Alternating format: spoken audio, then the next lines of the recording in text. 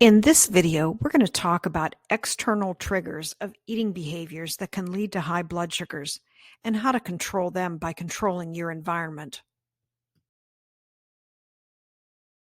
The way that we respond to food in our environment is in part a function of our biology. Early humans could never be sure when their next meal was coming, so our survival instinct is to eat when food is available. This survival instinct drives us to eat anytime food is within reach.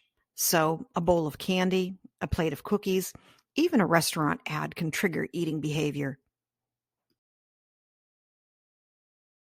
This same instinct drives us to continue eating until the food is gone. For this reason, the amount of food we eat is driven by portion size and container size. The larger the portion or container, the more we eat. Related to this, we've experienced an explosion in readily available convenience foods and fast food restaurants. And unfortunately, many of these foods are not good choices for people with diabetes. And because a diverse diet helps to assure that we get the range of necessary vitamins and minerals, our survival instinct is to eat a large variety of foods. As a result, the larger the variety of foods, the more we consume. This is why buffets can be a stumbling block for people who have to be careful about what they eat. Meals consumed with others tend to last longer and result in more food being consumed, which may mean more carbohydrates. We're also influenced by what others in our social group are eating and drinking. If they're eating everything on their plates and they order dessert, we probably will too. An atmosphere that makes us relax and linger over a meal, like dim lighting, soft music, and alcohol, also increases the volume of food that we eat. We eat while we read, watch TV or a movie. We eat at sporting events and parties. When distracted, it's hard to pay attention to what you're eating, and you may miss body signals that tell you you're full. We tend to establish routines that are connected to food. When we do this, eating behavior is driven more by the routine than by hunger or nutritional needs. For example, you may eat lunch each day at 12 noon, regardless of how hungry you feel.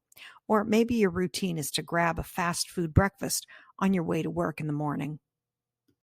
The point we're trying to make here is that our food choices are not always choices, but instead can be unconsciously triggered by our environment.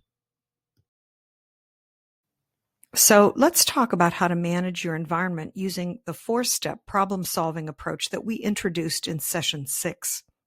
Paying attention is a big factor in determining whether you'll recognize a trigger and take steps to stay in control. Before meals, you can use the MND Diary app to consider what you're planning to eat in order to avoid high blood sugars. And 2 hours after a meal, you can use your food log to make sense of blood sugar results, to figure out which features of a meal could have caused a high blood sugar and which meals work for you. If you have a problem, think about what may have caused the slip. Were any environmental triggers involved? If so, you need to find a detour around it. When dealing with triggers, detours can take one of two forms. You can avoid the trigger altogether, or you can change your response to it. And finally, you need to develop a plan for the next time you encounter the trigger. So here are some examples of environmental triggers.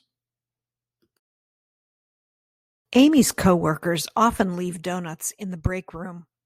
Amy usually picks up a donut or two when she gets her coffee. Today, her blood sugar after eating the second donut was 240. As she thinks more about it, Amy realizes she only eats donuts when she sees them in the break room. How could Amy avoid the trigger or change her response to it? If you encountered this situation, what would your plan be?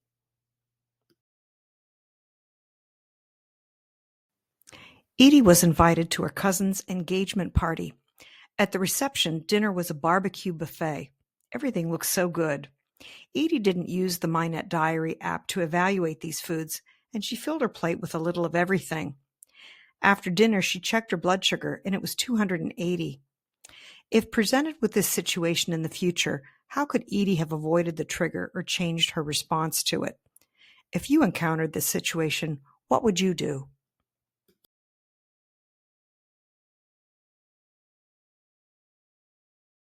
Every weekend during football season, Denzel and his buddies get together to watch a game and have pizza and beer. Denzel usually eats 3 to 4 pieces of pepperoni pizza and 2 beers. After returning home last weekend, he noticed that his blood sugar was pretty high. How could Denzel avoid the trigger or change his response to it? If you encountered this situation, what would your plan be?